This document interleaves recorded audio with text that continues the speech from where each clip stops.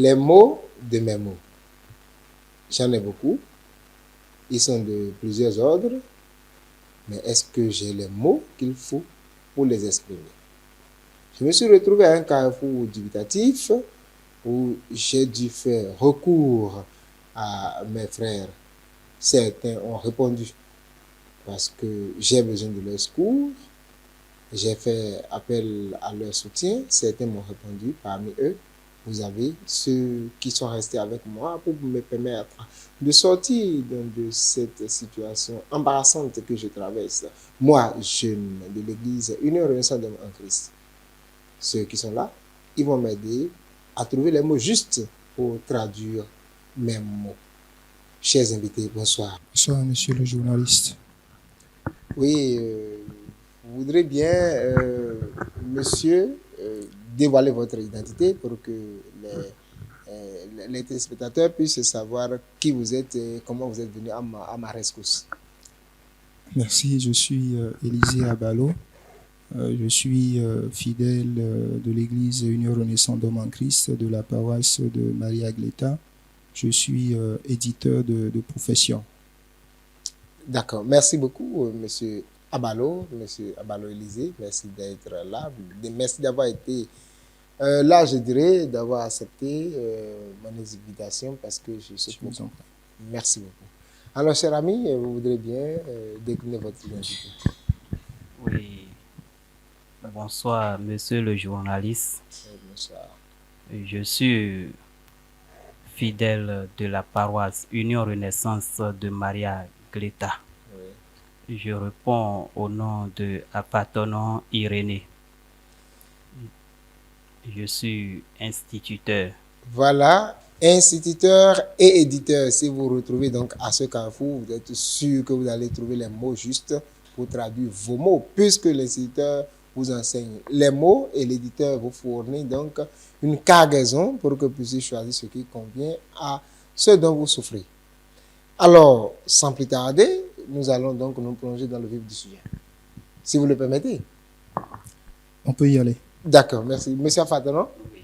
Vous êtes prêt? Oui. D'accord, merci. Nous sommes là pour discuter les mots de mes mots et la thématique sur laquelle nous allons nous focaliser cet après-midi est la difficulté de choix de filière. Quelles sont les difficultés de choix de filière pour un jeune, surtout le jeune chrétien? Alors, je voudrais bien sûr vous orienter un peu parce qu'on aura plusieurs tableaux. Alors, ici, vous allez me dire, est-ce que on doit se former? Pourquoi se former, monsieur Fataro? Oui, merci, monsieur le journaliste. En tant qu'homme, forcément, on doit se former avant de se lancer dans un métier. Donc, on doit se former. Oui. Et pour quelle raison? Bon, on doit se former pour que le travail ou bien le métier exercé ne soit pas bâclé. D'accord, donc la formation permet donc d'avoir les compétences qu'il faut. Oui. Pour bien exercer le métier choisi. Oui. D'accord, merci. Donc, il faut se former afin de trouver un métier à exercer et non à bâcler. Monsieur Abalo, vous avez un mot à ajouter? Je vais vous donner une question spéciale. Je suis effectivement d'avis avec le frère qui dit qu'il est important que l'on se fasse former. Mais pour ce qui est de la thématique qui nous réunit ce soir, je voudrais que nous fassions quelques clarifications. Oui. On se forme pourquoi? Oui. On se forme pour exercer un métier, une activité. Oui. Et nous, en tant que chrétiens, il est important que nous fassions la différence entre l'emploi et le travail. C'est important. Donc, il y a une différence? Si, il y a une différence entre l'emploi et le travail. C'est pourquoi j'ai dit j'ai préféré être en votre compagnie, parce que vous comprenez les mots. Mon frère, tout à l'heure, nous a parlé de l'emploi. On se fait former, on acquiert des compétences pour les faire valoir, pour les mettre au service d'une entreprise, d'une structure ou de l'État, moyennant une rémunération que nous appelons généralement salaire. Salaire. Mais pour les chrétiens que nous sommes, si je dis qu'il est important qu'on fasse la part des choses entre l'emploi et le travail, l'emploi, c'est ce que vous faites parce que vous avez acquis des compétences pour le faire. Vous avez été formé pour. Mais le travail, c'est une mission spirituelle, c'est une mission divine. C'est ce que le Seigneur vous destine à.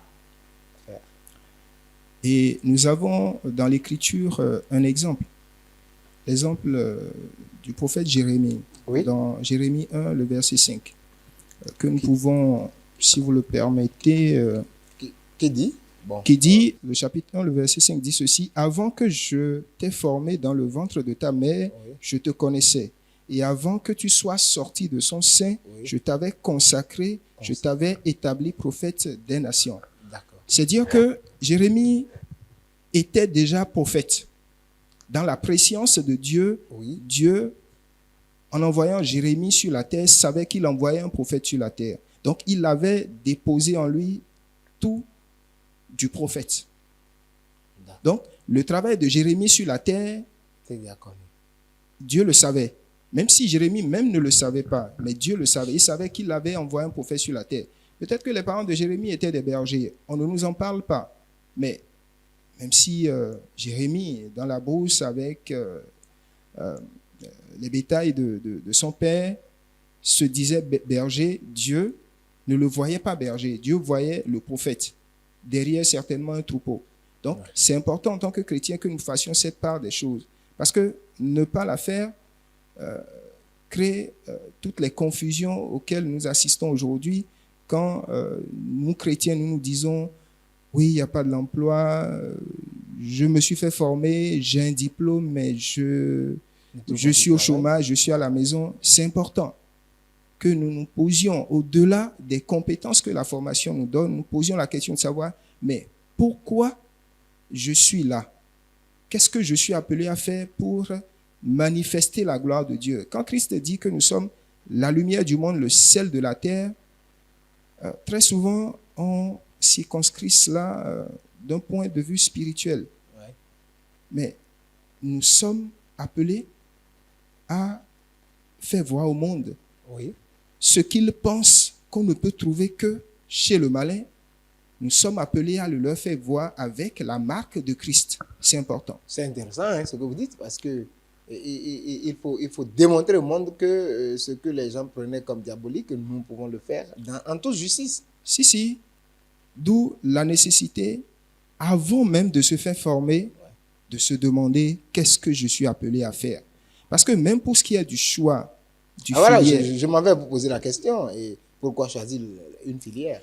Pourquoi choisir une filière? Forcément, même si vous n'avez pas encore découvert ce pourquoi le Seigneur vous a fait, il vous a envoyé sur la terre, vous avez forcément besoin d'exercer une activité. Oui. Mais pour faire ce choix-là d'acquisition de compétences, il est important que vous vous posiez des questions. Bon, ce ne sont peut-être pas des questions, mais voyez quelles sont vos aptitudes naturelles. Oui. L'oiseau est fait pour voler. Ouais. Si vous demandez à l'oiseau d'aller à la chasse, vous le jugerez de mauvais chasseur. Mais le chien, vous allez le trouver excellent, excellentissime, mais parce qu'il est fait pour chasser. Ouais. Il est fait pour courir, l'oiseau pour voler. Donc, il est important aussi de s'interroger sur ses aptitudes naturelles. Parce que quand vous y allez avec déjà ces aptitudes, Oui. vous pourriez vraiment faire une formation qui, à son terme, pourra vous faire exercer comme il convient une activité, une profession.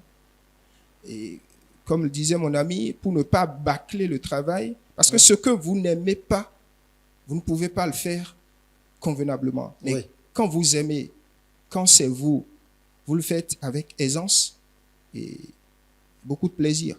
Donc, c'est aussi important pour ce qui est du choix de la filière ou de la formation, afin de déboucher sur un emploi, que l'on voir quelles sont ses aptitudes naturelles. C'est très important. D'accord. Et M. Afadon, vous pensez avec M. Abalo qu'il est important de faire une formation, mais dans la formation, il ne faut pas rester en vrac, il faut faire un choix. Un choix, oui. Et pourquoi faire le choix, selon vous? Un mot rapidement. Je peux, c'est même pas je peux, j'ai accepté ce que le frère vient de dire, M. Abalo vient de dire. Oui. Mais il faudrait que pour moi, ce que je veux faire soit une passion pour moi avant que je m'engage pour le faire. Alors pour le faire, mais quelqu'un doit me former avant que je ne commence. Oui. Sinon, je n'aurai pas toutes les potentialités à le faire. D'accord, d'accord. Donc, il faut se faire former, oui. Il faut choisir donc un domaine spécifique oui. Dans lequel il faut recevoir donc les instructions qu'il faut.